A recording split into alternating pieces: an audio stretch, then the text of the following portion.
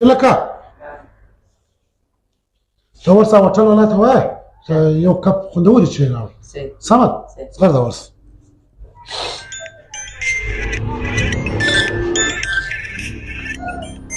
زرداد ټلیفون دی. سلام علیکم زرداده. وعلیکم سلام عثمان خان څنګه؟ شکر دی زرداد خانه ته څنګه جوړ یې طبیعت ښه دی؟ د الله احسان ته ښه طبیعت صحت برابر زندګي ښه ده؟ الحمدلله د رب راضي. ته څنګه بیداره یې؟ خیر خیر د شوي په کور خیرات بیمارۍ خو نشته؟ یا شکر دی خیر دی الحمدلله. اشه عثمان خانه چیرې یې؟ ولې زرداد خانه خیر؟ یاره په کار مې دغه ټلیفون راته وایه خیر کم کار دی؟ یاره دا د ټلیفون خبرې نه دي زه ځای راوښیې زه درځم هلته مې زه سره کوو بیا. څه وایه ولې راته ووایه مې سره خلاص کړه. یا ډېر ضروري کار مې در سره یار ټلیفانه خبرې نه دي ډېر ضروري خبره مې در سره ده یار.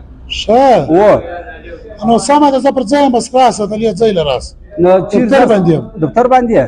و بس پر خواست نه صاحب لازم ډېر ضروري کار دی در سره زه درځم.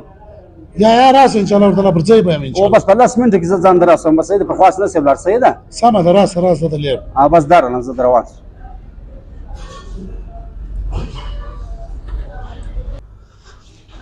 السلام علیکم عثمان خان. جوړ پکا سلامات تکړه څنګه خیریت دی؟ جوړ د الله احسان ته څنګه یار؟ شکر دی ته طبیعت صحت برابر دی؟ خیر و چې ټلیفون راوکتل. او یار څه کار مو وړ یار بس په ټلیفون نه سره درته وایله. د الله بنده د ټلیفون سره لپاره خو ډایرکټ په ځای راتله. اسما دفتر ته د کم نه دی ما. یار ما دا ټلیفون ورک ورګه سالو کې پر ځای دی کنه دی. او خیر و چې شو؟ یار عثمان خان څه پیسې هم پکار یار. یار زرداد خان بل وار مې پیسې درکړې تا در وسه نه دی راکړې یار. یار دا ورم په خو عادت در سره په خپل ټیم در کوم دا ور یار. بل وارم ته دا غو تال زیات کوم. یا دا په ټینګ عادت سره کوم ټیم در کوم یار. ډېر ضرورت مې دي کنه چې ضرورت مې بیا هم کس درته ویلم نه یار. یار څنګهول مکه یار پیسې ته بیا نه راکې. یار عثمان خان ډېر سخت پسام که پسام مې بیا هم کس درته ویلم نه بس سبق مجبور یم یار اوس لاس مې ډېر تنګ دی سره ولا یار.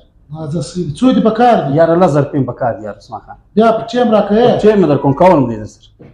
الله أكبر الله أكبر الله أكبر الله أكبر. زرداد خانه د پیسو مجلس په باک سره وکړو ته تر ځان وسلو ور بخپل منځ وکړو.